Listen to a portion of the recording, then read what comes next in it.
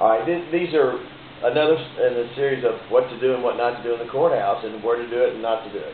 And this has to do with using the restrooms. Restroom use is going to be at breaks and before trial starts in the morning and after trial ends in the afternoon. So there's 5 or 6 separate times you could need to use the restroom while you're at the courthouse during trial. Here's my rule: don't do it on the floor the courtroom is on. If the courtroom's on the 4th floor and there's a 5th floor, go up to the 5th floor. The reason for that is I don't want you in the restroom with other people, especially jurors. But you could run into witnesses too, but you don't want to be in there with a juror because it's awkward.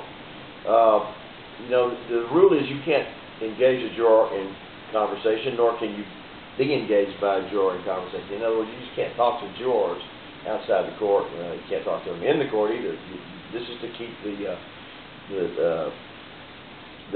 integrity of the process, the trial process, intact. In the restroom, it can be kind of awkward to be in the restroom with anybody that you don't know, and people tend to say hello, well, how you doing?